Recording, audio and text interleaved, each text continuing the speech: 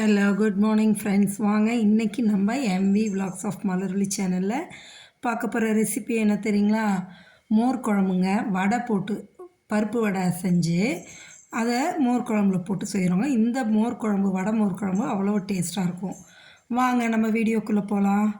பாருங்கள், இப்போ நான் ஒரு சின்ன டம்ளருக்கு ஒரு டம்ளர் பருப்பு எடுத்துருக்கேங்க. கடலைப்பருப்பு நல்லா 2 மணி நேரம் ஊற வச்சு தண்ணியை வடித்து எடுத்துட்டேங்க. இந்த கடலைப்பருப்பை வந்து நம்ம ஒரு மிக்சி ஜாரில் போட்டு கொரப்பாக பருப்பு வடைக்கு அரைக்கிற மாரி அரைச்சிக்கலாங்க. 1 டீஸ்பூனுக்கு வந்து பெருஞ்சீரகம், ஒரே ஒரு காஞ்ச மிளகாய்ங்க. அது கூட வந்துட்டு வெங்காயம், கருவேப்பிலை, கொத்தமல்லியும் பச்சை மிளகாய் 2 பொடியாக நறுக்கி வச்சுருக்கேங்க. இப்போ நம்ம இதை வந்து பருப்பை வந்து தண்ணியே இல்லாமல் மிக்சி ஜாரில் போட்டு கொஞ்சம் கோஸாக தான் அரைக்கணும், நைஸாக அரைச்சி எடுக்கக்கூடாதுங்க. பருப்புன்னு நம்ம பருப்பு வடைக்கு எப்படி செய்வோம் அதே சேம் திங் தான், சரிங்களா? அதோடய பெருஞ்சீரகம் போட்டுட்டு அந்த ஒரு காஞ்ச மிளகாய் வச்சுருக்கோம் இல்லைங்களா, அந்த காஞ்ச மிளகாயும் அதிலே போட்டு பல்ஸ் மோடில் விட்டு எடுங்க. அப்போ வந்து சீக்கிரம் நல்லா இதை பிளெண்ட் ஆகி அரைச்சி வந்துடும், சரிங்களா? இப்போ இதே போல் அரைச்சி எடுத்து ஒரு கிண்ணத்தில் எடுத்து வச்சுக்கலாங்க. இந்த அளவுக்கு இருக்கணுங்க அரைச்சது. அதில் இப்போ வந்து நம்ம நறுக்கி வச்சுருக்கிற வெங்காயத்தை எல்லாத்தையும் போட்டுருங்க. சின்ன வெங்காயம் டேஸ்ட் நல்லாயிருக்கும், ஆனால் நான் போட்டிருக்கிறது பெரிய வெங்காயம் தான். இதோட நல்லா ஒரு 2 கைப்பிடிக்கு முருங்கைக்கீரை எடுத்து போட்டுக்கிட்டேங்க. அதை உங்கள்கிட்ட காமிக்க விட்டுட்டேன். 2 கைப்பிடிக்கு நல்லா முருங்கைக்கீரையும் கூட எடுத்து போட்டாச்சு. அது டேஸ்ட்டும் நல்லது, ஹெல்த்தியும் கூட. போட்டு நல்லா இதை அரைச்சி உருண்டை பிடிச்சிக்குங்க. இதான் 9 உருண்டை வந்ததுங்க. அப்படியே இந்த 9 உருண்டையும் வடையாக தட்டி போட்டுற வேண்டியதாங்க. எண்ணெய் வானலில் காஞ்சிருச்சு ஆல்ரெடி. அப்படியே போடும்போது நல்லா காயிட்டு எண்ணெய் காஞ்சதுக்கப்புறம் நம்ம போட ஆரம்பிச்சது மீடியம் ஃப்ளேமில் வச்சுக்கலாங்க. அப்போ தான் மேலே இதாகிறதோட உள்ளேயும் நல்லா வெந்து வருங்க.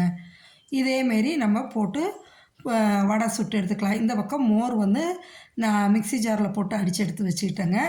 இப்போ இதுக்கு ஒரு அரைப்பு என்னன்னு பார்த்தீங்கன்னா, நம்ம தேங்காய் ஒரு 3 பத்தை, 1 ஸ்பூன் ஜீரகம், ஒரு 3 பச்சை மிளகாய் போட்டு அரைக்கணுங்க. அதோட ஒரு 2 ஸ்பூன் துவரம் பருப்பு நல்லா ஊற வச்சுருக்கேங்க.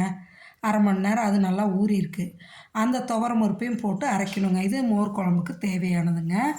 மோர் குழம்பு வந்து மோர் மத்து வச்சு கடைஞ்சி எடுக்கலாம். நான் மிக்சி ஜாரில் போட்டு எடுத்துகிட்டு லம்ஸ் இல்லாமல் கட்டி இல்லாமல். பாருங்கள், வடையும் இப்போ திருப்பி விட்டுறலாங்க. நல்லா வெந்து வந்ததும் வடையை எடுத்துக்கலாம், அதையும் திருப்பி விட்டுறலாம். இதை அரைச்சதையும் ரெடி பண்ணி வச்சுக்கலாங்க. எல்லாம் ரெடியாக வச்சுட்டோன்னா இந்த பக்கம் தாளிச்சுட்டோன்னு வைங்களேன், 5 நிமிஷத்தில் 10 நிமிஷத்துக்குள்ளே உங்களுக்கு மோர் குழம்பு ரெடிங்க. இந்த வடை மோர் குழம்பு அவ்வளோ டேஸ்ட்டாக இருக்குங்க. பாருங்கள், இப்போ ஒரு வானலை வச்சுட்டு தேங்காய் எண்ணெய் ஊற்றிக்கிங்க. இது தாளிப்புக்கு வந்து தேங்காய் எண்ணெய் ரொம்ப நல்லாயிருக்குங்க.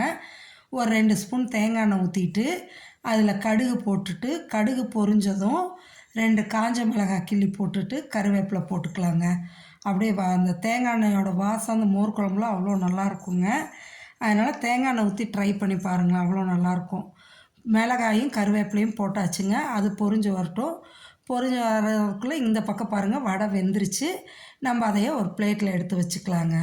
நல்லா பருப்பு வடை வெந்துருச்சுங்க. இதை எடுத்து வச்சுருங்க. எடுத்து வச்சுட்டு அதை அடுப்பை ஆஃப் பண்ணிவிட்டு நம்ம இந்த பக்கம் இந்த தேங்காய், ஜீரகம், மிளகாய், துவரம் பருப்பு இதெல்லாம் அரைச்சோம் இல்லைங்களா, அதை எடுத்து வானலில் ஊற்றிடுங்க.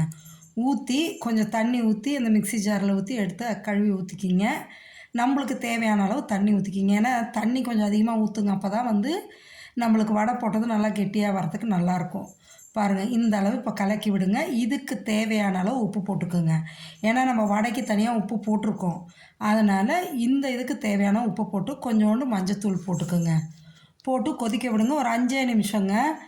அந்த பச்சை வாசனை போனதும் துவரம் பருப்பு, இந்த பச்சை மிளகாயெல்லாம் போட்டிருக்கோங்க இல்லைங்களா, தேங்காயெல்லாம் பச்சை வாசம் போகிற வரைக்கும் ஒரு 5 நிமிஷம் கொதிச்சா போதுங்க. இதுக்கு தேவையான அளவு உப்பு மஞ்சத்தூள் போட்டு தண்ணியை ஊற்றி நல்லா கொதிக்க விடுங்க. கொதித்து வந்ததுன்னா அதை பாருங்கள், இந்த அளவு வந்துருங்க. கொதித்து வந்ததுக்கப்புறமா நம்ம வடை சுட்டு வச்சுருக்கோம் இல்லைங்களா, அதையும் எடுத்து இதில் போட்டுருங்க. அதாவது தண்ணியாக இல்லாமல் குழம்பு வந்து கெட்டியாக தெரியும். அந்த அளவு நல்லா கெட்டியாக வந்ததும் நீங்கள் எடுத்து வடையை போட்டுருங்க. வடையை போட்டு கிளறி விட்டு வடை போட்டதுக்கப்புறம் ஒரு கொதி வந்தால் போதுங்க. அடுப்பை நம்ம ஆஃப் பண்ணிடலாம். எல்லா வடையும் போட்டுடலாம். நான் 9 வடை வந்ததும் அந்த 9 வடையும் போட்டேங்க. இப்போ என்ன பண்ணுறீங்க, நல்லா கலந்து விட்டு ஒரு கொதி வந்ததும் அடுப்பை ஆஃப் பண்ணிவிட்டு அதுக்கப்புறம் தான் நம்ம மோர் சேர்க்கணுங்க. முன்னாடியே சேர்த்தாதீங்க. அதே சமயம் வந்து தயிர் வந்து புளிச்ச தயிராக இருக்கக்கூடாதுங்க, நல்லா ஃப்ரெஷ் தயிராக இருக்கணும். இப்போ கேஸ் ஆஃப் பண்ணியாச்சுங்க. இப்போ தயிரை மோராக்கி அடித்து வச்சுருக்கோம்ல மிக்ஸி ஜாரில், அப்படியே எடுத்து ஊற்றிடுங்க கெட்டியாக. எடுத்து ஊற்றிட்டு கலக்கி விட்டீங்கன்னா சூப்பரான மோர் குழம்பு, வடை மோர் குழம்பு ரெடிங்க. நம்ம இது வெண்டைக்காய், சௌசௌவு, இதெல்லாம் பூசணிக்காய் எல்லாம் போட்டு மோர் குழம்பு வைப்போங்க. நீங்கள் வடை போட்டு ஒரு தடவை செஞ்சு பாருங்கள், அவ்வளோ டேஸ்ட்டாக இருக்குங்க. நீங்களும் செஞ்சு சாப்பிட்டு பார்த்துட்டு எப்படி இருக்குன்னு கமெண்ட் செக்ஷனில் சொல்லுங்கள். மறக்காமல் நம்ம சேனலை சப்ஸ்கிரைப் பண்ணுங்கள், லைக் பண்ணுங்கள், ஷேர் பண்ணுங்கள். அவ்வளோ டேஸ்ட்டாக இருக்கும் இந்த வடை. இந்த மோர் குழம்புல உள்ள வடையை எடுத்து வாயில் வச்சிங்கன்னா அப்படியே கரையுங்க. அந்தளவு சாஃப்டாக நல்லாயிருக்கும். செஞ்சு சாப்பிட்டு பார்த்துட்டு சொல்லுங்கள். ஓகே, தேங்க்ஸ் ஃபார் வாட்சிங் ஃப்ரெண்ட்ஸ்.